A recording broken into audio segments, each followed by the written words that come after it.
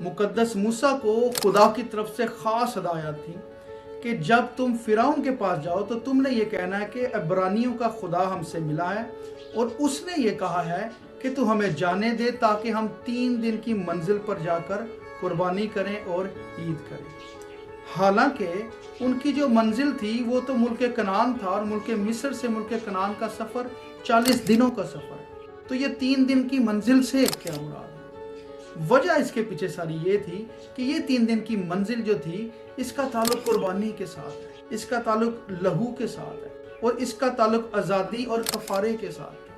और यहाँ पर ये इशारतन बात बताई जा रही है कि असल जो कुर्बानी है, जो मंजिल का ताल्लुक है, जो छुटकारे का ताल्लुक है, वो कुर्बानी और कफ़ारे और लहू के साथ है। और ये यीशु मसीह की कुर्बानी की तरफ इशारा है। जैसे लिखा हुआ है कि वो 2 रोज़ के बाद हमें हयात ताज़ा बख्शेगा और तीसरे रोज़ उठा खड़ा करेगा।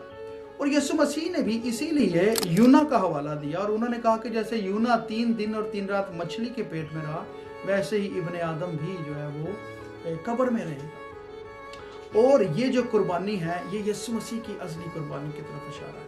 ये 3 दिन की मंजिल जो है ये यीशु मसीह का मुर्दों में पड़ना, मौत और उसका कफनाया जाना, उसका दफनाया जाना और उसका जी उठना, इससे मुराद है। जैसे पहले करंथियों में लिखा भी हुआ है कि मसीह किताब मुकद्दस के मुताबिक मुआ और दफन हुआ और तीसरे दिन किताब मुकद्दस के मुताबिक जी उठा।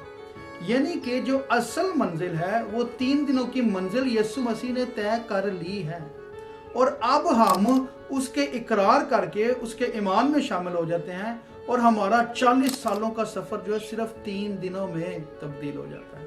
बल्कि जब हम इकरार ही करते हैं कि यीशु ही खुदावंद है तो हम पर से सज़ा का हुक्म ही ख़त्म हो जाता है। ये है आज फजल के और शरीयत के फ़र्क का मंजर जो हम देखते हैं। और ये यीशु मसीह की 3 दिन की मंजिल की बदौलत सारा कुछ मुमकिन है। आमीन।